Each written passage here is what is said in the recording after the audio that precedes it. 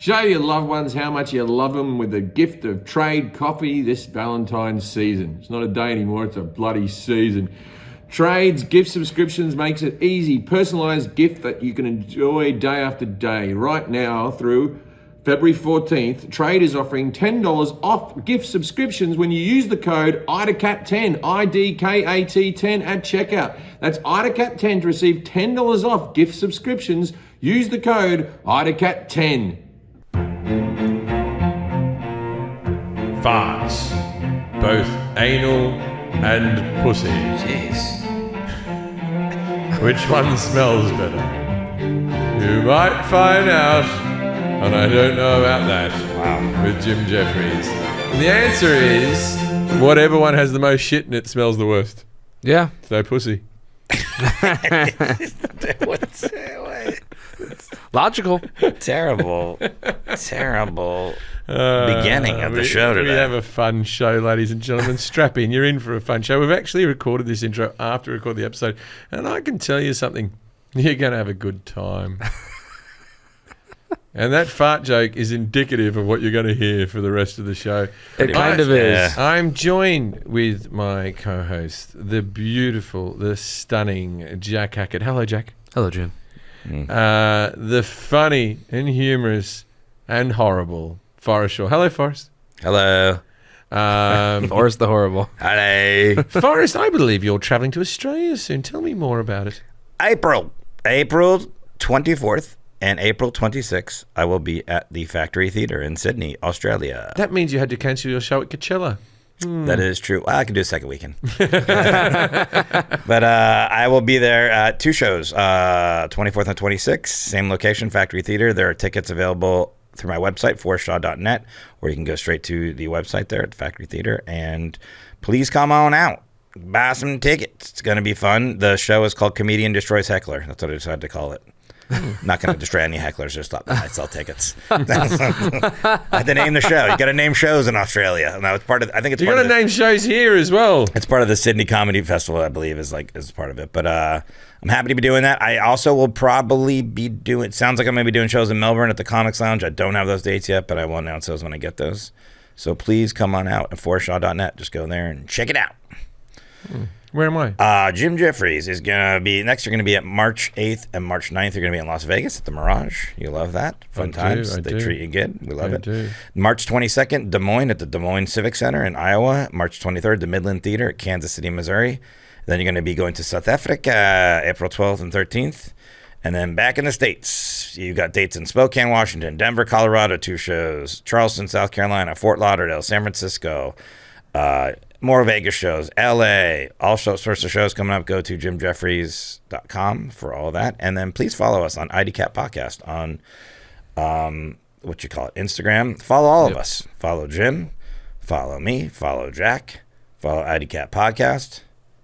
Do it all. I'm going to tell you when my LA show is. I'm going to find it for you. And listen to my other podcast, the Mermen Podcast. That's a good one. Listen to that one. It's a fun one. That one would be. How's that going? Pretty good. We're #1 podcast in the world. Number one. Yeah, great. we passed this one. So Oh man, I don't even know. I'm asking people to listen to it. Can you plug us? Yeah, you don't even have to. Can you plug us Yeah. on your podcast? Hey, this is Forrest Shaw from the Merman Podcast. You're listening to IDCat. I don't know about that with Jim Jefferies. Here we go. The Ace Hotel. This gig has just been announced. The Ace Hotel in Los Angeles. I will be performing there on the 1st of June. I think that's the old That's one. what it's always been. That's the old one. Yeah. Okay, then it's Maybe it never moved. Edit. It's a different date. Then. It's not. It's on the website. It's online, but it's not that anymore. I guess. I don't know. Who knows what's going on? Yeah, we'll promote it next time. We'll figure it out. All right, keep talking. Let's go. What do you mean keep talking? We got a funny podcast. Let's get into that bit. Okay. Please welcome our guest, Jesse DeFlorio. G'day, Jesse DeFlorio. Now it's time to play. Yes, no. Yes, mate. no. Yes, no. Yes, no. Judging a book by its cover. Once again, we've had several podcasts where the people insist on coming in. It makes it very difficult to be able to tell what the fuck they're up to.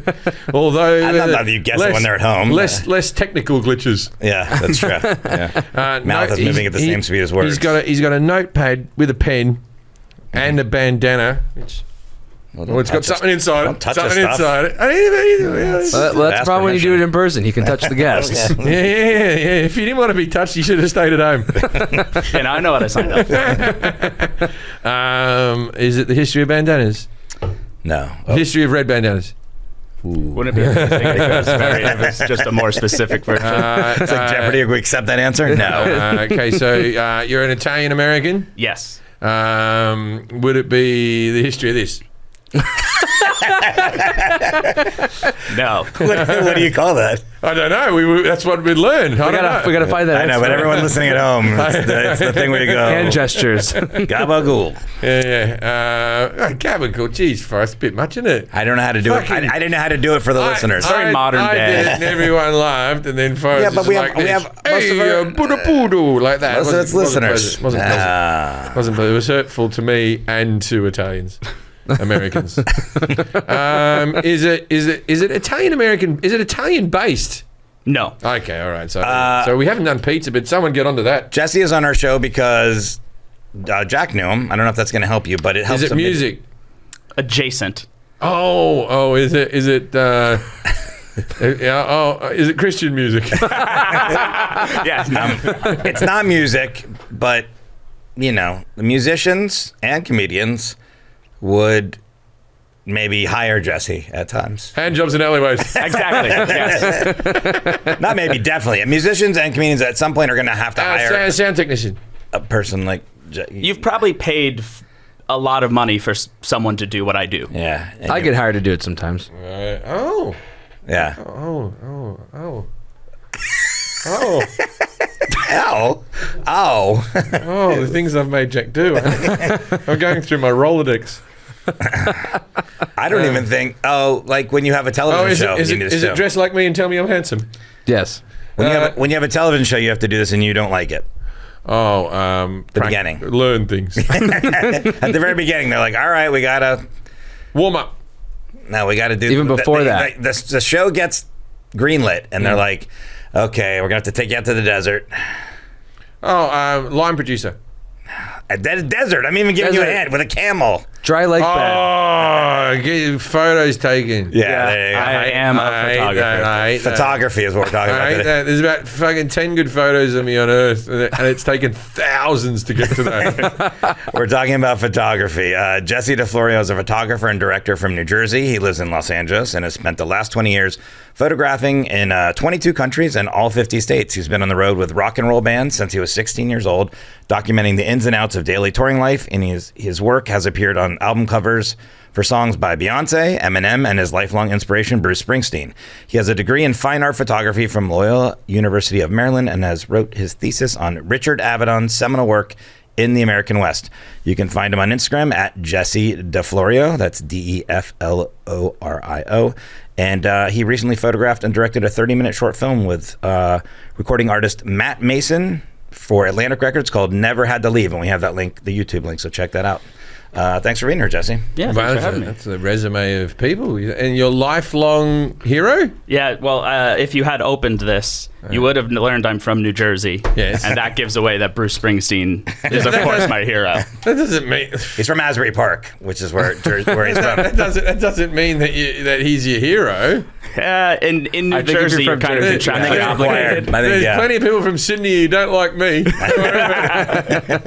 If you opened the other bandana behind you, that's where the camera was. Oh. You didn't even see this misdirection. And Beyonce, that was Eminem. Was she a fun person to shoot? Yeah, so for that one, that was a photo that was purchased from me, and it's a song by Eminem and Beyonce. So I actually knew it was an Eminem single cover. I knew that was coming out, and they didn't even tell me Beyonce was on the song until the song came out the next morning.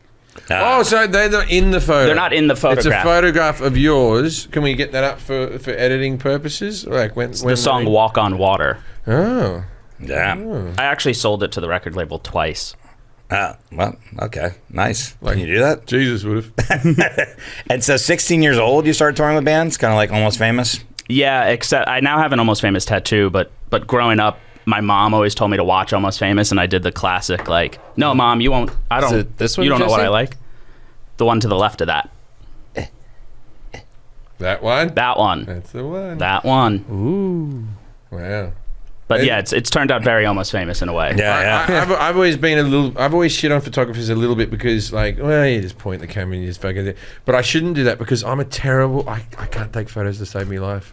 I can't take photos of my kids. I can't take photos of my wife. I try to do a selfie. I can't fucking do it. I never get the lighting right. I'm fucking terrible. So there must be skill to it. There's got to be. Of course. Because I'm fucking hopeless at it. Plus, you never even used like a. Well, we'll talk about the different kinds of. One of the questions. No, I don't know what I'm doing. All right, I'm going to ask Jim a series of questions on photography at the end. I'll tell you what has happened with photography over the years. Okay, do you ever? You don't seem to be old enough for this. Were you always in the digital age? No, I started on film. I respect the guy with a dark room in the water, swishing around. The water. Yeah, swishing around the water and hanging it up on a clip. I respect that Why is cunt. that? Because this whole idea that they go like that and they go, and then they go, hey, see, that one's good. That one's good. Yeah. Oh, you like what you're getting here? They're like that. There was fear.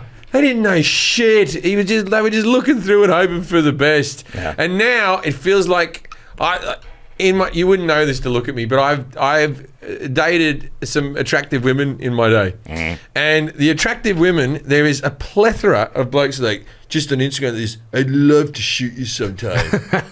That would be really cool. If I could get some shooting you. And they're just fucking guys with cameras who are trying to get their dick sucked. Yeah. I'm not saying you're that one. You obviously got Eminem to suck your dick. That's how I got the cover. How did that happen? That was the other way. I'm going to ask Jim a series of questions on photography. At the end of him answering them, you're going to grade him as accuracy 0 through 10. You're so beautiful, but the way the light shines on your face. Jack's going to grade him on his confidence 0 through 10. I'm going to grade him on how hungry I am. It's the essence of woman. Still got it. Still laughing. Jack, still laughing. That's good. That's the only one episode you didn't. All right, Jim. What is the definition of photography? Or what's photography? Photographs. From the Greek. No, from the Greek. Yeah. I'm just trying to throw you off. No. Yeah. Photography, graphics, the visions of sight. Photo from the Israeli to catch, vision of light. Yeah. To film. Yeah. Okay. It's pictures, man. Pictures. All right. What is a camera obscura? I would say you. What? Because you're fat, isn't it? Oh, I get it. Good one. Yeah. Anyone, it's the person who jumps in the front of photos like this. Hey! Reverse photobomb. Photo bombs. Woohoo! Or it's that fucking shiny disc that you make some cunt stand off to the side. What is a whatever you're paying that bloke, too much. That person's the only one not getting paid most of the time. What is a photogram? It's where you send a photo as a message. When was the first photograph taken? Like how? By whom? Any information you have about it? Okay, so there was photographs in the 1800s. And I would like to think that the camera was invented So the oldest known picture of LA is from like 1860 something. LA, okay. Yeah. Sure. The oldest city in the world. No, but it's the oldest known. Yeah. No, but they would have taken photos. But so I'm going to go 14 years. I'm going to go 1823. Is it a person, or do you know how the process was? Yeah, how and whom? What did it look like? The camera? Or? It would have been a great big thing with a thing that went like that. I know what it was. It was a picture of a clock tower in Hill Valley. Yeah, got it. What is the colloidian process? I think I'm saying that right. Collodion. Ah, thank you. like Nickelodeon. Yeah. What's the Nickelodeon process? Yeah, the Nickelodeon process is actually how you start film. It's putting pictures and running them against each other to give us movement. Who was George Eastman? Why was he important?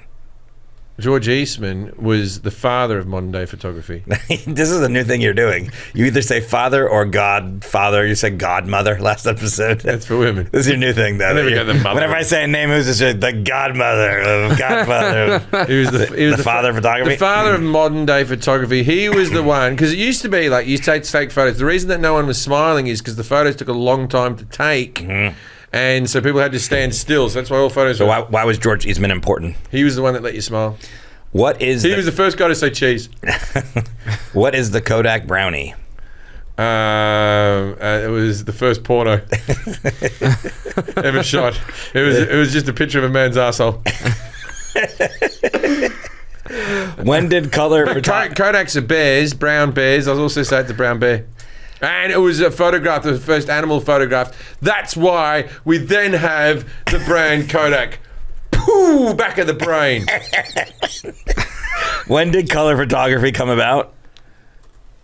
Color photography. Oh, I thought you put a D on the end of that. I was about to go, geez, Forrest, that was something. Jeez, Forrest. Can't believe you said It's called that. black and white. Yeah. Jeez, Jack. Color photography. Yeah, what about it? What year? When did it come out? Or when about did it come about? And how did it work? How did they get color from black and white? The first coloured photo was from there would have been about 1932. 1938, and it came out because Hitler. People were saying he was going grey, and he goes, "I want to prove I'm not."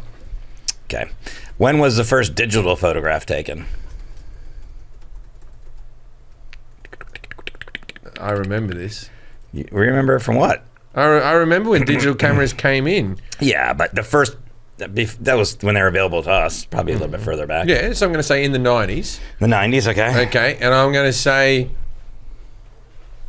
92. What is depth of field?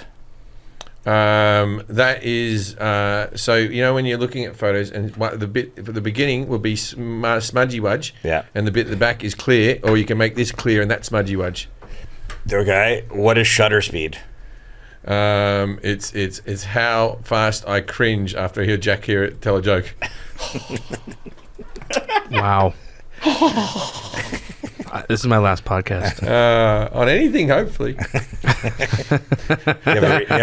Don't go off and do another one. Do you have a real answer? It's remember when I used to do the joke? It was a mean-spirited joke. But back in the day, I had a joke about how like if you get like someone who's severely disabled, and you get the photo just at the right time. They like.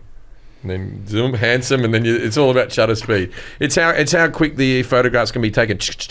Okay. What is forced perspective? It's what I told you about. Back and forth, blurry, clear. And it's when you make it happen yourself, man. What is aperture? A picture is a singular picture. Aperture. Where are you looking? You want to look at a picture? Aperture. Here's a picture. All right. What is an f-stop?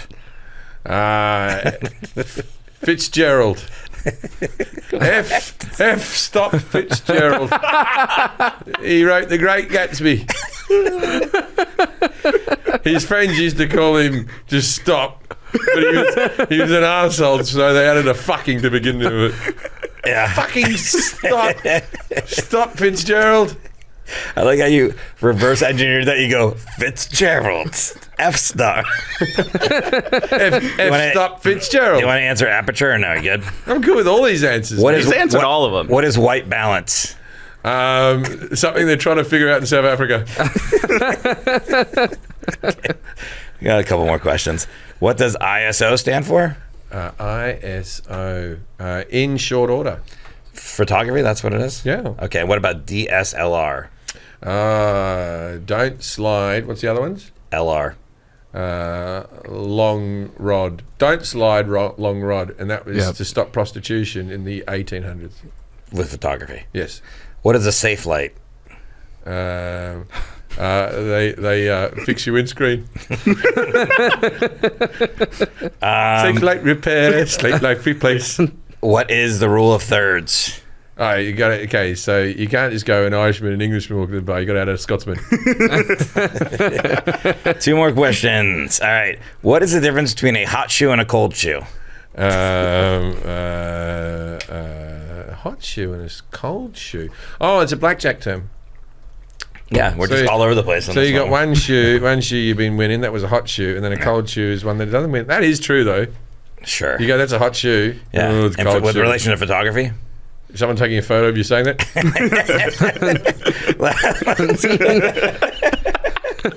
How would they know you're saying it? It's a photo. No, because like You're this, pointing to the I'd be shoes? like, Got a stack of money or chips in front of you? Yeah. If it's a good photo, you can tell. It says 1,000 words, dickhead. That's his whole thing. Last question. Name 5 famous or acclaimed photographers. Maybe, I should have said 3 maybe, or 2. There was One. that guy who took the pictures of the Beatles early on, and he started with a W. Mm-hmm. And he took all the pictures of the early Mersey beat type of music, type of like the early photos there, and his photos still sell for a lot.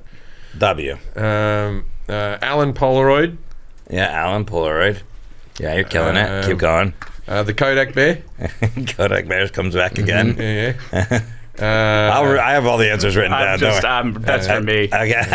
Alan Polaroid. Let's remember That's that. my hotel name. Alan Polaroid. Kodak Bear anymore? Kodak Bear and there was a flat-chested lady who took photos. What? Oh, you talking about? There's a famous, She had no tits. famous landscape photographer, very famous. There was something. She was underdeveloped. Oh wow, that's what you're going for. This is why you really gotta watch us on YouTube. If you can see Jim now, he's looking. whatever you do. Whenever you do this bad joke dance, that's very funny. It's how I sell offensive puns.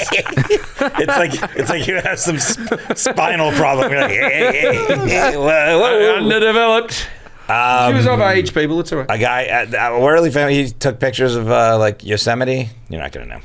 Right. What, my Yosemite? What about your Yosemite? That was mine. These are yours. my ex used to go to. It was very adorable. My ex used to go to Miami to visit a friend all the time, and she always used to go to my son. She goes, "All right, you're going to stay with your dad. I'm off to Miami like this, right?" And then my son used to go to her. Mum, are you going off to your Miami again? Oh, that's so good. He used to call it Miami. good. I forgot to do the categories, by the way. You're going to grade them 0 through 10 on how accurate you did. Did I do the categories? You said you were hungry. But I didn't do the categories. No, you didn't do it. Huh, it's weird. I'm having problems. 21 through 30, photograph. Yes. 11 through 20, photo, Zen diagram. pie chart. Oh, yeah. But 0 through 10 is photo, Venn diagram. But we can do Zen diagram if you want. Is Zen diagram and Venn diagram's the same, right? It's the No, bit that crosses. I think Venn is the only one there is. I don't think There's this no is Zen. Who's the actress Zen diagram then? Zendaya? A gram. Well, I gotta know. Zendaya's Instagram. Photo, Yeah. Zendaya. I'm not actually a fan of puns. I think they're stupid comedy, but I'm excellent at puns. I have like a pun skill. You drop Yeah. puns all the time at the gym. Yeah, how do you Jeffrey. not Sure. like them? That's all you do is puns. I don't mean to be punny.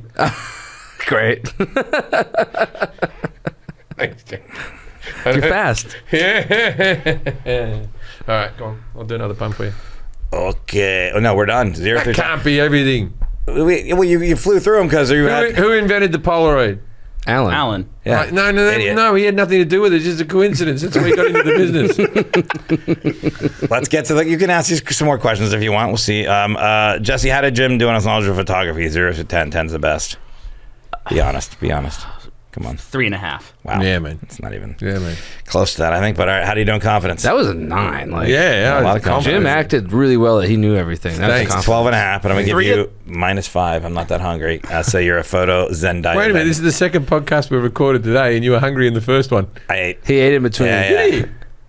But you're a photo. I just wanted to make you a photo Zendaya Venn diagram. You went to the toilet for 10 minutes. I just wanted to make the photo Venn Zendaya's Zendaya. He went to have a shit and he came back not hungry. Yeah. It's called And I didn't self-sustaining. hear a flush either. That's so weird. Recycling. 3 of Jim's points come from one answer in my head. We'll get to which one it was, but Okay. All right, I'm excited. So let's start with what is a good photography? He said, visions of sight, photo from the Israeli to cat. With no one ever in a spelling bee has ever been like, can you give me from an Israeli origin? It's always Greek or Latin, I think, or A lot of Israeli origins. to catch vision of light. I mean, it's a pretty general question, but what would you say photography is? well, it's the art and the process of taking photographs and making photographs, but it actually does come from the Greek. He did give you the correct I was answer. just guessing. It's Greek for light drawing. Oh, light drawing, and some people think it takes your soul. I believe the American Indians don't like being photographed. Interesting. Okay. What is camera obscura? My dad watched a documentary on the American Indians, right? Classic Gary Nugent, right? Classic Gary. My dad rings me up and he goes, I tell you what, they had a bloody terrible time. The Americans, they didn't treat them very well. A lot of bloody smallpox and things like that. A lot of horrible things happened. But bloody smashing looking women. My dad's all Pocahontas is up. He is. He goes, they're bloody Indian women, they're bloody good looking women, American Indian women, bloody wonderful. What is camera obscura? You said photobombs, and then you said the guy with a shiny disc. I don't think any of that's right. Yeah, it's neither of those. The camera obscura is essentially when a pinhole is poked in a wall, and it naturally lets light in, and upside down projection of the outdoors comes inside. They have them in museums nowadays. They recreate them. There's one at the Santa Monica beach. Yeah, so if you have a completely dark room with just a pinhole facing the outside, it will project the image of the outside inside, and then you can use that to. But why will it make it photograph upside down for? That's well above my pay grade. Yeah, I don't know. I could look it up, but that's It's why. complicated. That's why. Then there's Is that why there's Glad we're all learning things. a mirror on cameras? And The mirror's just to where is focusing But the doesn't image. it come in? It comes into our eye upside down, and then something happens with Yeah, the iris or the retina. Or The whatever. retina or the part of our eye flips it. Technically, everything's upside down and backwards to our brain. It's getting. So we're all upside down. It says. It's weird cone stuff. That's why lenses, they focus that light and put it in different spots. Light travels in a straight line. Thus, light from the top of the object after passing through the pinhole reaches the bottom of the screen, and light from the bottom of the object passing through reaches the top of the screen. This causes the inversion.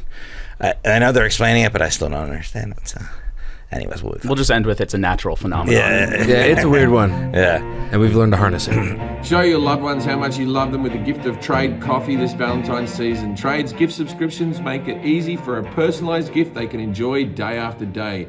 Trade is the destination for better coffee at home. Subscribe to Trade and start your year with better coffee. You'll discover new flavours, support 55 plus local roasters across the country, and upgrade your morning coffee routine. The best part is you can personalise everything from the type of coffee you get to how often you get the coffee delivered.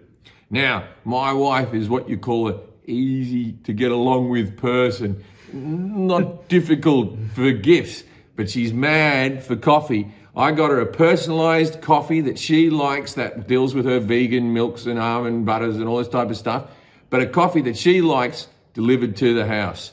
And that's a hard thing to do. Show your loved ones how much you care with the gift of Trade coffee this Valentine's Day. Right through February 14th, Trade is offering $10 off gift subscriptions when you use the code IDACAT10 at checkout.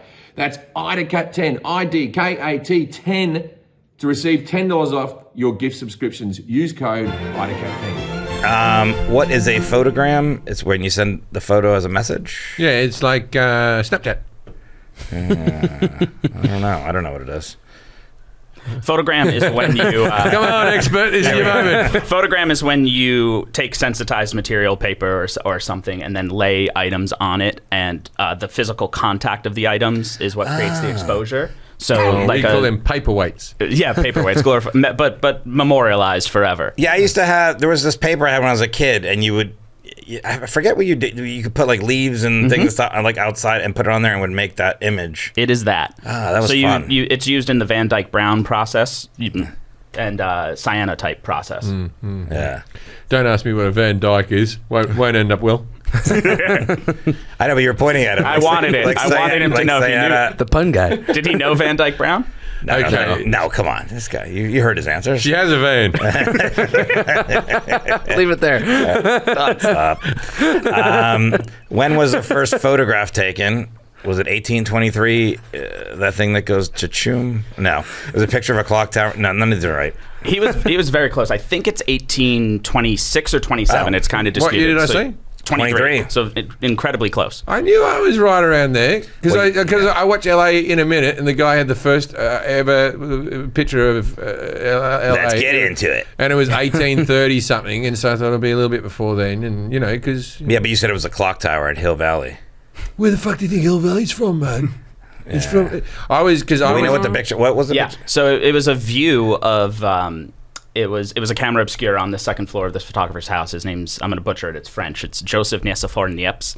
He had a pinhole camera on the second floor of his home, and he basically used naturally occurring asphalt, which I forgot that asphalt's a naturally occurring thing until I was looking at this. And he sensitized the asphalt, and when he wiped it away, he had the first ever recorded image. Wow. Can I see it? The first ever recorded image. I like how you said you butchered his name. I was like, we're not going to know. It also sounded like you were on a backward record. Yeah, So we're like, Joseph Nicephore. It was Gerard Depardieu. He took a picture of a Spanish guy's nose. That's what I got from that sentence. That's how I'll remember it. There you go. Okay, so what's the photo? Oh, it's the photo of the street. Yeah. Yeah. That's cool. It's Is just it? a view from his window. Oh, that's pretty good. On asphalt. I thought it was going to be like great. Well, it's not. You like, thought it was super- going to look like an Etch-a-Sketch. I don't know what I thought it was going to look like. Yeah. And what is the collodion process? Collodion? Yeah, collodion. Yeah. Jim said, I don't know what you said. How you start filming. I think Oh, you thought you zoetrope. tried to give a real answer on this, where you said it's like you put it around in a That's a circle. and it gives zoetrope. it- Yeah. Yeah, no. What's that called? Zoetrope. Zoetrope. Yeah. I learned something. Yeah.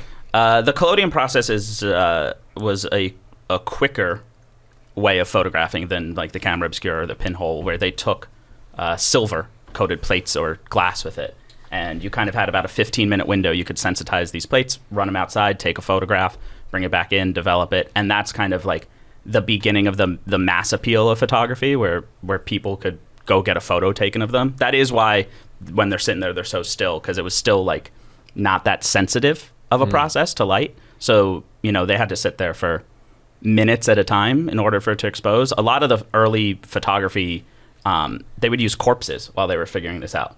They would like photograph corpses because they wouldn't move in the photo. First recorded photo of a human. Yeah, When you see, it might have been a corpse. could have been. Yeah, I think they take photos of people when they died, so it's all like propped up corpses. Yeah, so these people are all dead.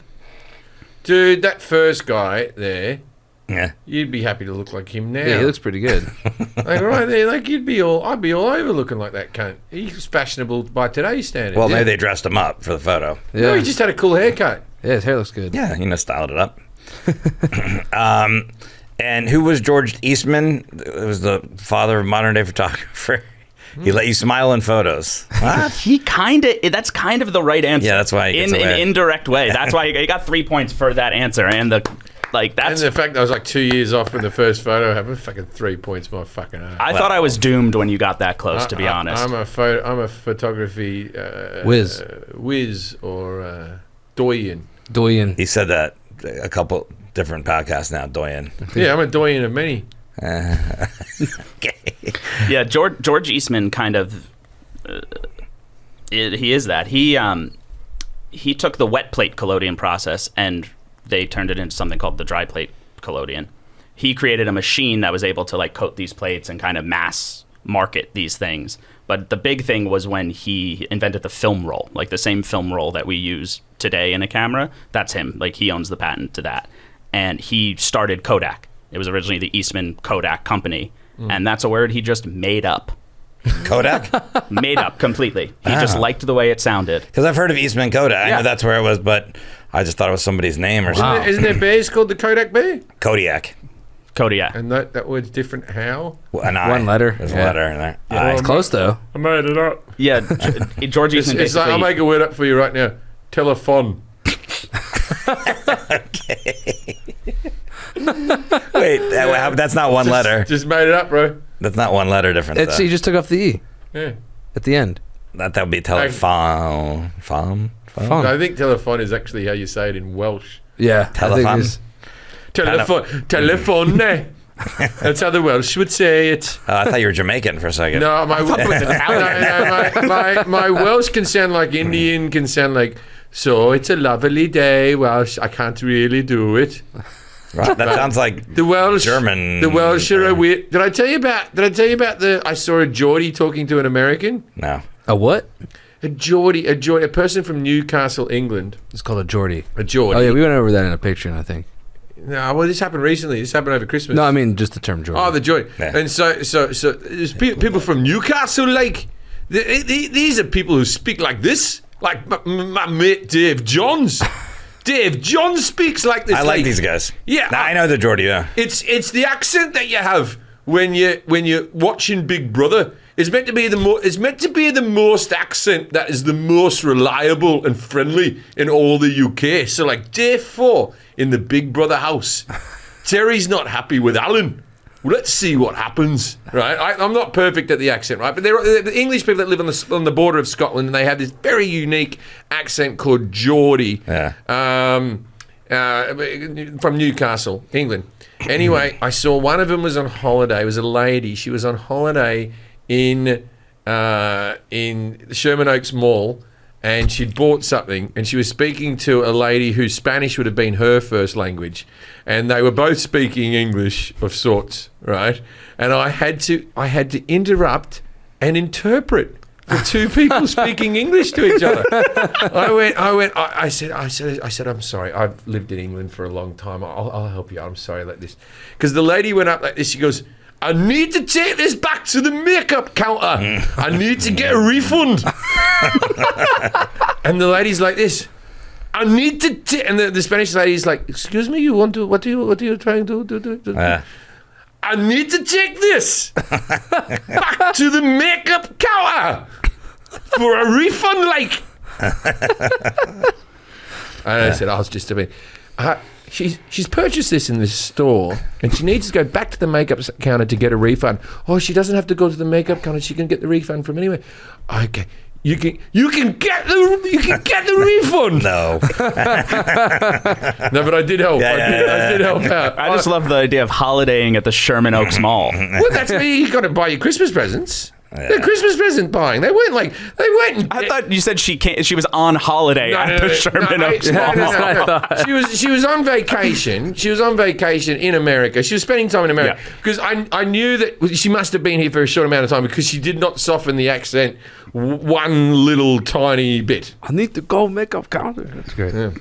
I'm not close. Yeah, I'm terrible at accents too. I need to take this back. What is the Kodak Brownie? Jim said first ever porno shoot, picture of a man's asshole, brown bear, first animal photograph. That's why we have the brand Kodak. Boom, mind blown, because you thought it was a Kodiak. Not the first porno. Yeah. But it was the first camera marketed to children. Debatable. It was marketed to children. It was Kodak's even further mass marketing of cameras. It was $1 when it came out originally, which was about like $35 nowadays. Was it a disposable? No, it was just a square brown box called the Kodak Brownie, and you could load the film rolls and I could take photos. So it's just easy to use for kids. It kind of made like the idea of a snapshot possible, like where you could kind of just always have a camera, as opposed to like having to be a professional or have like a medical or scientific reason to own a camera. It just further let like amateur photographers, family photographers, like you could just photograph your life now with this really cheap, affordable camera. How much later did the X-ray happen? Because the X-ray is just photos. I don't know. When was the X-ray invented? X-ray. Let's look it up. You're the expert. Come on. Not in X-rays. Yeah, X-ray is different. They're all photos. They all gonna hang them up on a thing like that. 1895. 1895. Okay. 60 years later. When did color photography come about? Jim said 1938 because Hitler was going gray. And he wanted to prove that he wasn't. You know. I had to write. That's the one that I had to write the year down for. Okay. What did I do that for? Okay. What year did Jim say? 1938. All right. So there's this one's a little weird. It was written by a scientist theoretically in 1855. who had the theory of how to do this. Okay. It wasn't until 61 that they were able to figure out how to actually do it, which was to photograph the red, green, and blue spectrum, the color spectrums, and put that together, kind of project all three at the same time and get color photography. Now, these scientists did it as a performance almost, like at a speaking seminar, and proved that they could do it. People have gone back and tried to replicate it with the same materials and realized they actually did it wrong. They thought that they had nailed red, green, blue, but they were doing something completely different. They were using some ultraviolet spectrums. They were using different things. So they kind of got the right answer by doing it wrong. And so the guy in 1850. So when was the first time then? 61. So 1961. 1861. What? The first colour photo was in 1861. Yeah. I've got all these fucking black and white photos of the Beatles from 1961. Well, it wasn't readily available, you know. It was just Evidently like, not. The Wizard of Oz, they had to shoot it on 3 different film reels and then put them all together later. Like, it was a hell of a process. If I had to listen to my mother tell me, oh, it was amazing when she stepped out and the world was all colourful. It was like a whole new world on the screen. I had diabetes. I had polio as a small child. Yeah. What's that got to do with it, Mum? I thought it was worth mentioning. It is funny because, I mean, it is cool to have color TV, color film stuff, but the world was still in color. Wasn't like, it was just when you were watching TV, it was in black and white. Yeah, but they were amazed. Yeah. They couldn't get over the fucking colour. Yeah, got it. When was the first digital photograph taken? 1992, Jim says? It's got to be earlier than that. Right? It's earlier than that. 75 was the first time that someone made a digital camera, like a portable handheld digital camera. It was an engineer named Steven Sasson, and he worked at Eastman Kodak. And how long did it take for him to download those onto his laptop? It was 0.1 megapixel at the time. So, like, I think the iPhone now is 48 megapixels. I remember that was a thing when digital cameras first became. You were like, "How many megapixels?" It was always that. You're like, "Shut up." So like, I don't know. Like the original phones that I had was like 2 megapixels or something. It's the equivalent of when people tell me that I must own a really nice camera. Yeah. They're trying to be nice, but it couldn't be more of like a stab in the gut. Oh yeah. Why, you don't own a very nice camera? No, I don't own a very nice camera. Why not? No, it's about the art versus the artist, I guess, or the tool versus the artist. You should get a nice camera. Maybe after this. We're not paying you. No, I'll just treat myself on the way home. Oh, okay. Oh, so wait, you've been serious? You don't have a nice camera? No. I guess it's more of a philosophical thing about how it's the photographer that makes the image, not the camera. It's like, I got a decent one. You can borrow it. It's a Canon. No, Jesse has nice Is stuff. your industry just flooded now, though? It feels like it's flooded with fucking idiots. It is. Yeah. It completely is. There's a lot of people in it for the wrong reasons. I'm sure we could say that about most. Because the way that the light hits your face, Yeah. it just speaks to me. I can see beauty in unusual places. You know what it like is? your Is tits. like, it's like sometimes you'll meet somebody and they'll be like, yeah, I'm a comedian too, and they just tell you that.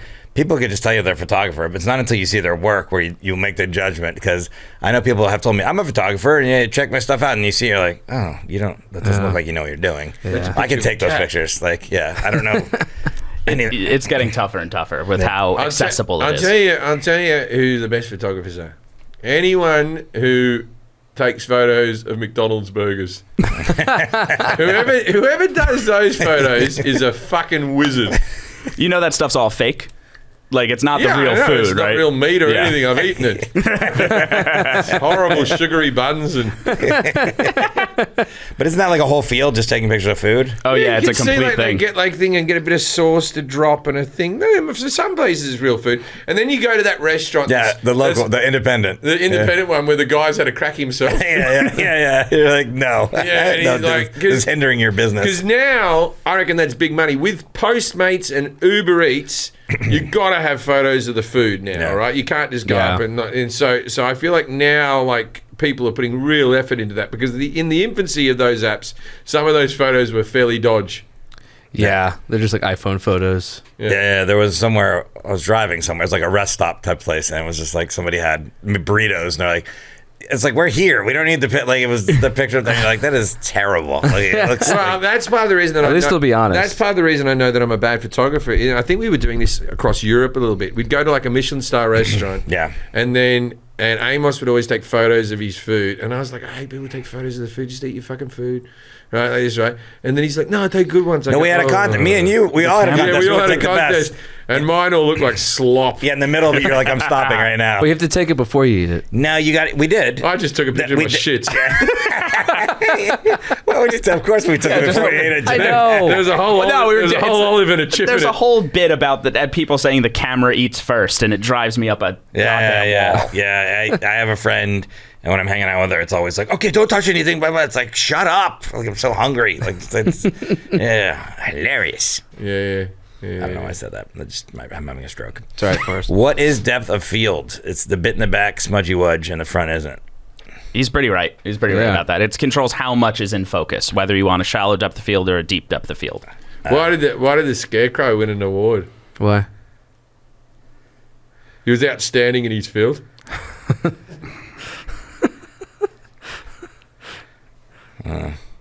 All right, thanks for Should I being make that a clip? The end of the podcast. Jack, can you drive me home? That's a good joke. That's a. Did you write that? No. Yeah, I know. It's like a cracker. It's like a cracker joke. Wait, that's better. That part's better.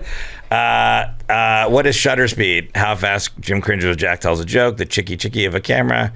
How quick the photo can be taken? Yeah, no, it's the reaction to Jack telling a joke. Yeah. That's what shutter speed is. It's because he was good at his job. Plus, a Scarecrow has to sit out in his field. For anyone in the car that didn't get it. Oh, I thought you were talking about Jack. Yeah, shutter speed's how long the camera closes the shutter for, so it controls how much light gets let in. And That is the noise you're hearing. You are hearing the shutter. But why does that matter? How much light gets in, or like?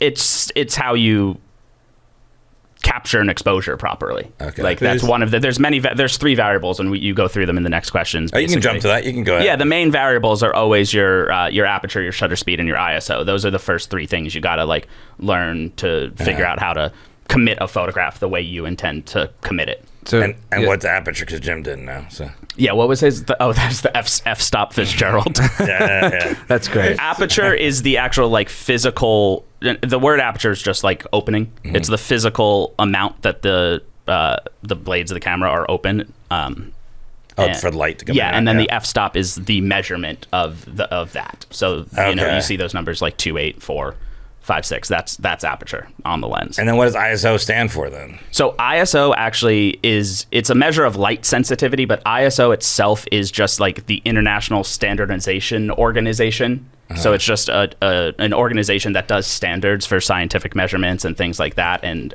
we've adopted it as just meaning our light sensitivity. And so this is where like a person, that's why you wouldn't be able to take good pictures in it, because you have to do like shut all combination of these three to. Yeah, so we're now past like just auto like an iPhone would be or a point and shoot camera would be. This is when you start getting into the nuance of it and making decisions yourself. But how do you know? Is the iPhone camera good?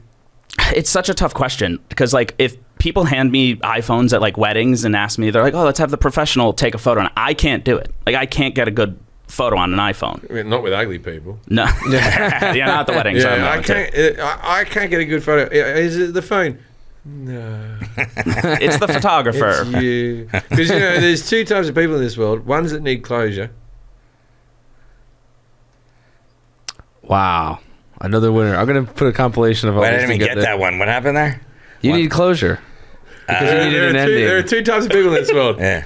Ones that need closure. Yeah. Yeah.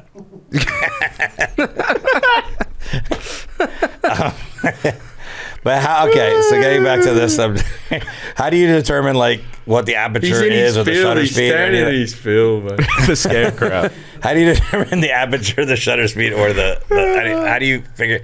Like, how are you determining that if you're a photographer? Like, If you're trained, you're using a light meter that'll tell you that all Jim information. is doing right now is trying to think of another pun. Yeah, I'm sorry. The last one wasn't a pun. That was a stripe. So neither of them have been puns. What are you talking about? Outstanding in his field? He's a movie star. He was the scarecrow. He was the scarecrow from the Wizard of Oz, mate. It was that. I didn't know it was that guy. Could you see how he danced down that fucking street and he acted like he was all flippy floppy? Outstanding in his field, that man. So how do we use all? You start with the ISO. So like you see ISO, it's normally like 100 to 3200. That's how sensitive it is to light. So I start there. I pick that. Lower the number, the darker it is. Higher the number. Lower the number, the less sensitive to light it is. Okay. So let's just use film because it's less variable than that. Like you put film in your camera, it's either 100 speed, 400 speed, 800 speed. So if I'm shooting a rock and roll concert, I need like 3200 because there's no light. If I'm shooting a comedian, same sort of thing. If I'm out standing in a field like the Scarecrow, I'm at ISO 100. And then you make your decisions based off that. Yeah. So like since there's so much sun outside on a normal sunny day, you do 100, and then you need a really small like opening, so that's your aperture. So you're at like f16. So now it's going in the opposite direction. The smaller numbers there let more light in, and then your shutter speed's going to go higher and higher. Shutter speeds are like insanely fast. It's like when it says 250, that's 1/250th of a second. That's how long It's it's really how opening. fast this So little device exposes the film to the light coming through. So this is where like some of the obviously the scale that comes in where you have to determine what's going to look best, and this is where you have the ability to start making creative choices in your field. Whether you want shallow depth of field, not a shallow depth of field, or if I want it to be overexposed, underexposed, wishy-washy, like that. Exactly. Fudgy wudgy. yeah. I'm doing it now with my eyes. Fudgy wudgy.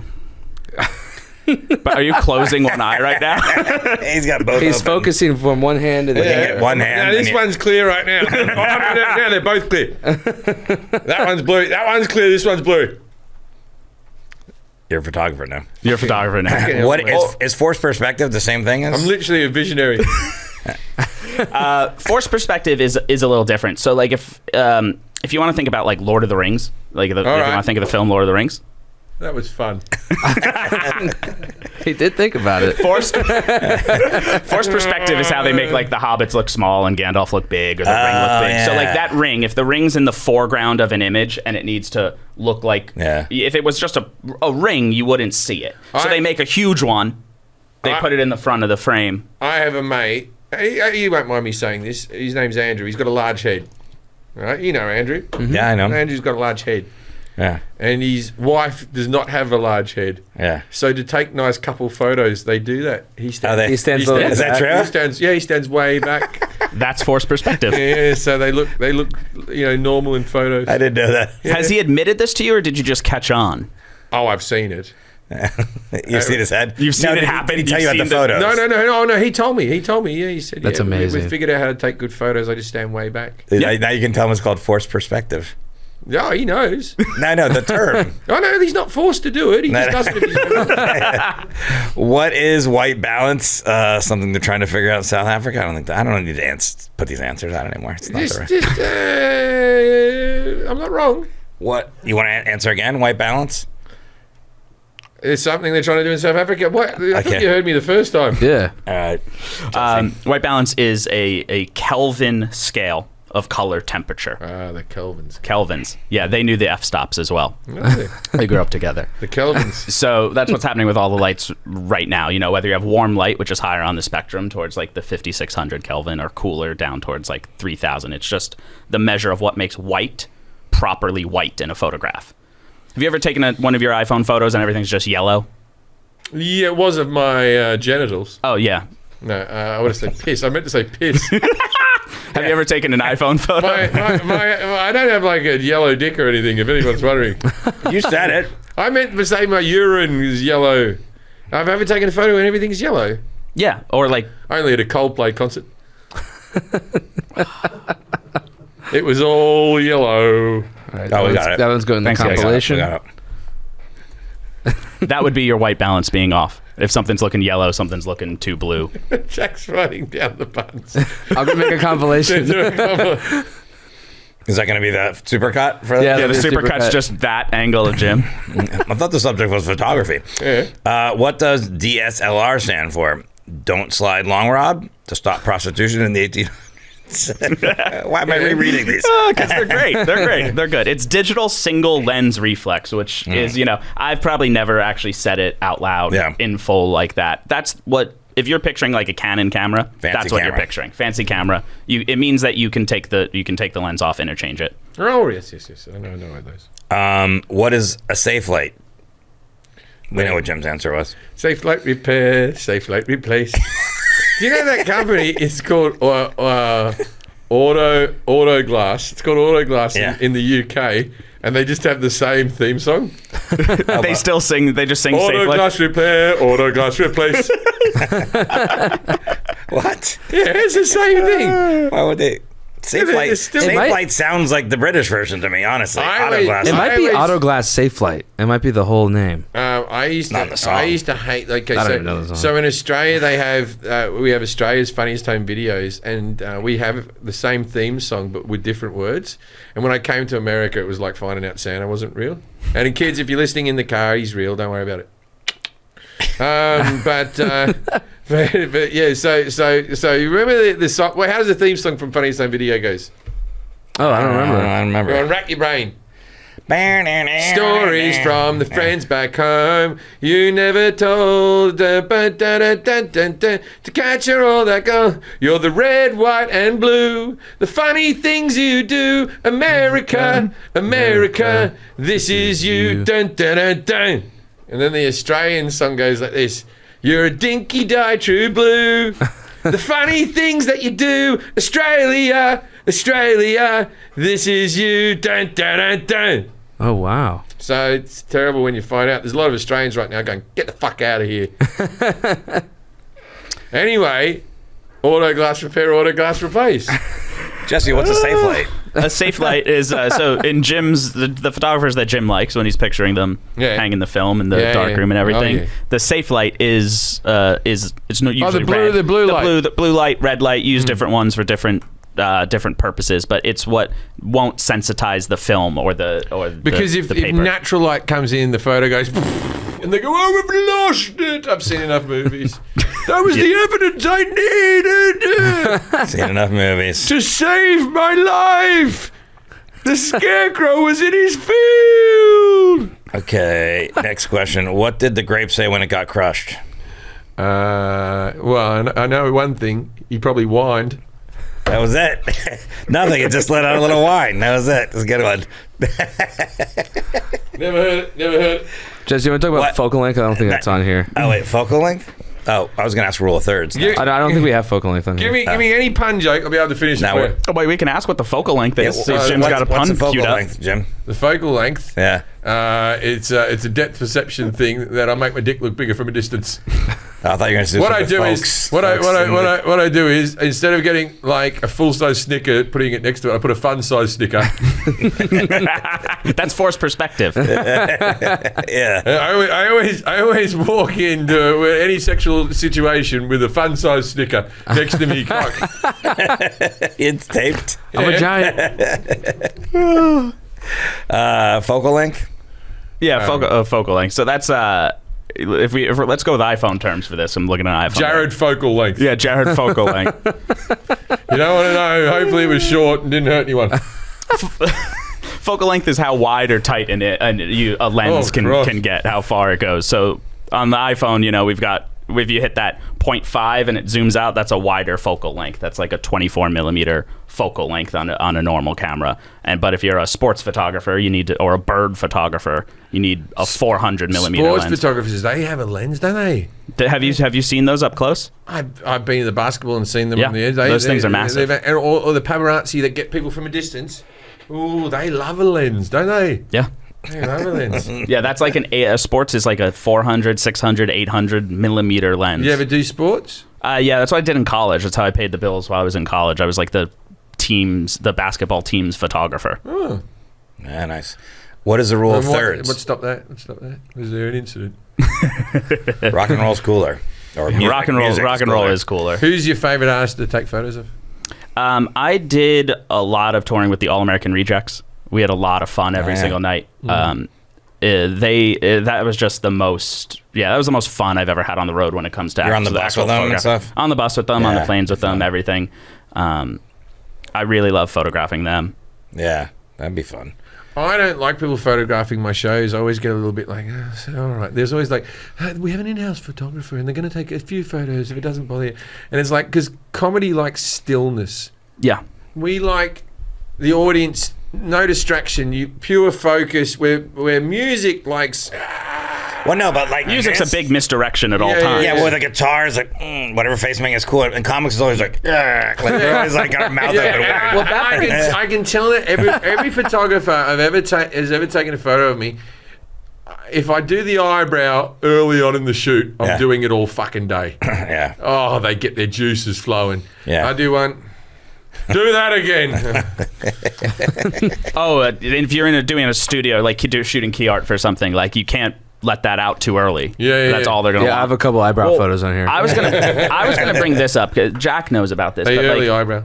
in rock and roll and in music, when I'm photographing bands, if I'm not working for the band, I would only be able to photograph the first 3 songs of the set so that they still look good. They're not sweaty. They're not thinking about it too much. Are you 40 minutes into your set and you can hear the photographer? His rule's first 5 minutes. Yeah, 5 minutes, okay. often I go, you're done now. Yeah, you don't need that. There's no other photos to be good. And also, I fuck around with my hair a lot on stage. I'm pushing it down and then doing things. You know what I mean? Like, I look like a piece. I like to walk out looking nice, and then by the end of it, I look like a piece of shit because I've been roughing myself up. Yeah, because not as much as musicians, but you still sweat up there, and your hair will start to flop a little. I sweat, all right. But no, like Jim brings up like a really interesting point of how like the stillness and the room itself is part of what you do. Like I can run around on a stage in an arena and you'll never see me because there's 8 other things to look at. Yeah. Yeah. The rule of thirds. Speakers. Yeah, the speakers. Microphone stand.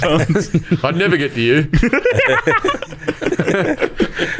A security guy in a yellow jacket. I mean, like, what is that? A bit of gaffer tape on that curtain? Oh no, that's Jesse. What is the rule of thirds? You can't just say Irishman and Englishman walking a bar. You got to have a Scotsman. That was the other half a point. I gave Jim half a point for technical for that. That was incredible. Yeah. Well, no, because metaphorically, the rule of thirds is to help you make a more interesting composition, and that's what your bit does by adding the third guy. So it's when you take a photograph, you can see it on your phones. There's a grid that pops up sometimes. You ever see that grid pop up when you're taking a photo? So if you weight towards those corners, it creates a more interesting composition than just where it intersects. centering. Right? Exactly, the intersects. So instead of weighting it where I'm right now just taking a photo of Jim like centered, that's not that interesting. But if you start arranging it with the rule of thirds where everything's kind of weighted equally in thirds, you can create more interesting compositions. It's like the end of The Fabelmans. Did you see that movie? Let's say yes, but no. Yeah, that's the John best scene. Ford. The movie's like well made. Was that the Spielberg, like his love of film? That last bit's the best bit. It's well made, but it's a little bit long. But the last bit is he meets, what's the director he meets? John Ford. John Ford, and he's going to try and get a job with him, and he goes, look at that photo. He goes, Where's the horizon? Yeah. But it's all about how that would be the rule of thirds, though. I think that maybe that's part of it. I don't know. Kind of. Yeah, it's in there. It was literally It's a great scene. The most important thing you need to know to direct. Yeah, he just teaches him how to direct in like 2 minutes. He's like, get out of my office. Yeah, learn the rule of thirds and you're good. I think maybe it's not rule of thirds, but I don't know. It's like where you put the horizon lines. Yeah, See yeah. up there. Yeah, I don't want to spoil it, but yeah, it's a great no moment. spoilers. But I'll tell you after. Tell me after. There's tricks to all of this, but like learning the rule of thirds, and then like with what I do, like if I photograph when I was on tour for 5-6 years straight of my life with different bands, I didn't change the settings on my camera once.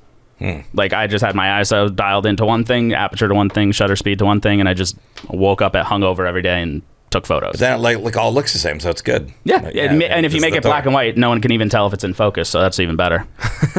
What? Stop telling everyone your tricks. Yeah. I'm not getting paid for it. You're gonna lose some work. What is the difference between a hot shoe and a cold shoe? Blackjack term. It's when someone takes a photo of you saying that blackjack term. You got it. No, it's when you're like this. No, but I said in relation to photography. Okay. It's when someone takes a photo of you saying this. Okay, just look at me. Photo, 1,000 words. Yeah. I'm gonna. There's a shoe, right? I'm gambling. Black cards, yeah. Yeah. Okay. What's going on now? Not doing too well. Yeah. Oh! Cold shoe. Cold shoe. Cold shoe. Yeah. Hot dealer. Yeah. Hot shoe. Hot shoe is I'm being kicked out. Grabbing a boob. So in photography, what's a hot shoe? Hot shoe is when a dealer is it's on the top of the camera. There's a hot shoe. That's a little electronical contact that you've seen them. People put a flash up there and they're popping the flash right at you, like paparazzi flash. That goes into the hot shoe. Hot shoe means that it has like an electronic connection to the camera, and they're communicating between one another. Cold shoe is just that same mount, but there's no electronical passing of information between one another. Yeah, that's like the old school ones. Or no, I guess that was connected. I don't know. Yeah, that's connected a different way. That's like an old PC port, or that fires that. That was your thing, Jimmy said. 5 famous photographers. Alan Polaroid. Wait, who invented the? Do we know who invented the Polaroid? Yeah, I actually don't know who invented the Polaroid. Oh yeah, maybe it was Alan Polaroid. I'll look it up. Yeah. If it's Alan, that's going to be tremendous. Jim said the 5 famous photographers are Alan Polaroid, the Kodak Bear, and a flat-chested lady who took photos. Well, she was underdeveloped. Yeah. She was underdeveloped. I'm very good. Very good. You should just do all tour puns. Not tell anybody. Just sell tickets like normal. Just come out like, all right, everybody. You just never get into the set. Just get up, have a couch out there, just sit in it. What's the name of the bloody? There's a guy. Photographer? There's a guy in Britain who just does puns. Oh, I thought you were doing photography. I don't know, but you got to see this guy, Tim. What's his fucking name? I know this. Minchin? No, not Minchin. Minchin does music on that, but this guy just does hours of puns. Yeah. Where you're like, he must do 400 jokes in a set. Yeah, there's so many. He goes. Oh, I got a job at a bowling alley. Not full time. 10 pin. Yeah. Do photographers try to do jokes to you Milton Jones during photo shoots? Now Milton Jones does a lot of puns. Tim Vine. Tim Vine. Check it. If you want to see some puns, there's no one that does longer or more or as many as Tim Vine. I have 55 of Tim Vine's most ingenious jokes and one-liners. All right. Give me just this is just off the track, but just even Jack can tell them they'll work. You ready? I did a gig in a fertility clinic. I got a standing ovulation. Oh, that's not his best one. Yeah. The advantages of easy origami are twofold. The advantages of easy origami That one got you. are twofold. I didn't think that was going to get you. That was like, that's really easy origami. I hate puns. It seems like you do. You were asking if any photographers are funny? Well, I'm asking if like people try to relate to Jim on tell these you a one-on-one story. things with that. So my first headshots I ever took, I'm not good at taking photos. I wasn't like being loose enough, whatever. And the photographer handed me an old ventriloquist dummy with the jaw dislocated, and I go, "What's this?" And he goes, "Just hold on to it for a while." And then I just started making jokes with it, and I made him laugh, like I laughed, and then he took a bunch of photos with it. Anyways, I must have put it on like. This is way back when I was. There's been a double act ever since. I must have put it online somewhere. I didn't know it was online somewhere. And one of the first headline shows I ever did was in Atlanta at Punchline, like at a good club. And I was featuring the whole weekend, but the first night they're like, "We're gonna come in. You're gonna headline this charity event." I go, "All right, cool." And I'm sitting at the bar, and the owner comes up to me and he goes, "Hey, where's your ventriloquist dummy?" I go, "Well, I don't have a ventriloquist dummy." And then he shows me their website. It's a picture of me with the ventriloquist dummy with the jaw dislocated. He goes, "We told them you were a ventriloquist act, and the show's going on. Like these people that were waiting for a and I was like, I don't do at all. Like I can't do this at all." And he goes, "Well, you shouldn't have that online." I go, "I didn't even know it was online." Or he goes, "Well, we hired you as a ventriloquist." And now he goes, "You got to be clean too." On top of it, I was like, I can't do any of these things right now. For whatever reason, If you had the dummy, he can be dirty. That's what I've learned about ventriloquists. Yeah. Hey, don't say that. Hey, what about where are you from in the front row? Oh, you got nice. Oh, please. The woman that was organizing the event was pretty drunk, and she kept getting up to speak in between like those three other comics. And then by the time they got to me, they're like, "We only need you to do 10 minutes. Just go up there and just do stand up. No one's gonna." I was like, "That's all I was gonna do anyways. I wasn't gonna like produce a." Anyways, yeah. So that That's one amazing. backfired. Yeah, it's out there somewhere. Can you find it? There's some photographer that fucked you over. Yeah, he's dead. I'll look now. up He was a Forrest friend. Shaw ventriloquist. Or just so what are 5 famous, acclaimed, or just any photographer? I can name it. Well, you were going for Ansel Adams. Ansel Is what you were Adams. trying to You see ever heard of that guy? if he knew that. Jim. Yeah, Angel Adams You know? from the family. No. No, I don't know. Who's the guy who Never. took care of the Beatles? That picture of John Lennon holding a flower over his eye. I always see him in art galleries and stuff. I don't know the flower over the eye one. Flower- Find that. Show me that image. Annie Leibovitz? John Lennon. Yeah, Leibovitz. Okay. John Lennon flower over eye photo. Ann Leibovitz. Is it colored? Yeah, Are they colored, Jim? That's They're like green yeah, and yeah. that's Richard Avedon. That's who I wrote my thesis on. It's these that's these what colored we prints. mentioned in your bio. Yeah, so Avedon's my favorite photographer of all time, and he's. What's he called? Is that This Avedon? one, I think this one's No, this is the one I'm talking about. This one I don't know. Robert Whitaker. Robert Whitaker. Okay. That was me what I was going to say. Robert Whitaker. I tried to buy one of his photos once. It was too expensive. Robert Whitaker. You know anyone else? Anyone else, Jim? No. Okay. No. The guy who took like almost Eh. all your key art for Comedy Central is huge. Art Streiber does like everybody in Yeah, town. there was a bloke who did the best photos of me, and he does like Rolling Stone. Like Which photos were those? The ones they still use? You were in the desert? That's Yeah, what I was. we're in the Any image you see of him was art. Yeah. Yeah. All right, cool. So, wait, did we do all the famous? There's. I'll just name like 5 that I sure. love. So we talked about Ansel Adams. He's the most well known. He's who I feel you're most likely to walk into any random place and see his work in a coffee table book. Yeah. He's like the master of black and white. Master of like, black and wrote the white. rules on it. Yosemite is his most famous subject of all time. He just would photograph Yosemite, and he's kind of the godfather of like his black and white prints are unprecedented. Like everyone who's learned from him wanted to learn from him. He used to do workshops like until the day he died. He'd teach people how to do everything he knew how to do. Annie Leibovitz is one of the biggest ones. Like her Vanity Fair work. Is she the one that does the babies on top of pumpkins? No. Did she do the naked John and Yoko photo? Yeah, that's I think her single most famous photograph is that last photo of John and Who's the Yoko. lady who does the babies on pumpkins? And Getty's. And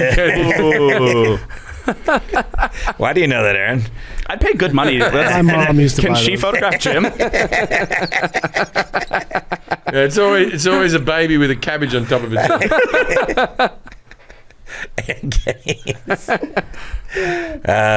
Who else? There's one of my favorite photographers, a guy's named Gregory Crudson. Mm-hmm. Have you heard that name? No, but He doesn't even. Come on. I don't know. I don't know anybody. Come on. He kind of his big revolution in photography is that he basically creates movie sets, but just for a still image. He creates these huge sets in a town. A lot Like of Mr. Beast. Like just like Mr. Beast. Yeah. He's like the Mr. Beast of photography. I've just gotten into Mr. Beast. He's all right, him.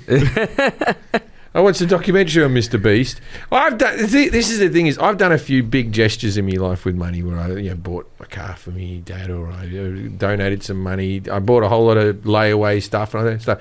And I always found it like somewhat. People, you always think they're going to lose their shit a bit. The people who lose their shit the most when you do a kind gesture is when you tip $200-$300 and they're like, I needed that money, thank you so much, right? That's the big. If you buy something big, you buy someone a wheelchair or something like that, you won't get much. You'll get a bit of a, and what next, right? For whatever reason that happens. But Mr. Beast, he found the secret. You film it. Filmed altruism. Yeah, people are going to be happy if Well, they're it's on camera. a huge trend online. Like, there's all these. He's not the only one. There's other people that are just like, "Hey, man, what do you like?" He goes, "You got this guy. I forget what his name is. He goes, "You got $1? I need $1 to get a piece of pizza." And they're like, "Don't worry about it." Or they buy it for him, whatever. And he goes, "Just for doing that, here's like $5,000. You ever been to a Lakers game?" I was like, "What?" And then they're like on courtside. I'm like, "Come on, like, how's that a thing? How's that a career?" Yeah, it's very pandering, but that Mr. Beast, he has some fun stunts. I know, but he produced. Yeah, his is like a production. Yeah. His is a fun stunt. I just saw one where he had like $500,000 that you had to protect from tanks. Yeah. He said, "We're gonna have tanks attack it, and you've got so much money to spend to protect your money from tanks." He did a Squid Game one. He's like, if you win, you get this island. Yeah.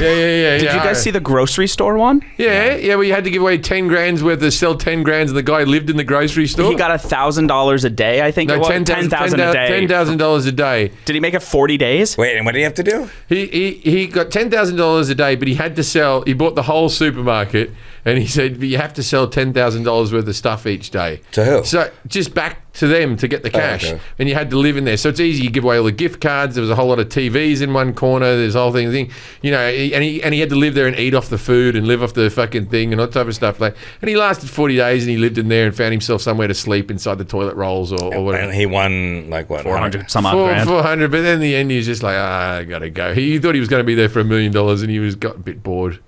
Yeah, of course. But it's, That's the big one. Is they make you stay forever. Like you think you can do it, and then once it comes, you're like, his forever. solitude one where he was just in a white padded room. There was one where he was buried underground in a coffin for 7 days. Yeah. But he had like comic 7 books. minutes would be terrible in a coffin underground. It'd be terrible. Yeah. But then one that was he was just in a room where he didn't know what time it was. He couldn't speak to anybody. He was just in a padded room, and he went slightly mad. That one was kind of interesting. But my son's into Mr. Beast, and we've been watching Mr. Beast over the weekend. Man, He's a all lot of right, people him. are. He's all right. Fun There's telly. some good ones. It's fun telly. It's time for our dinner party Hang fact. on, we didn't answer the last question. I cut him off with Mr. Beast. No, we did. So what is a camera?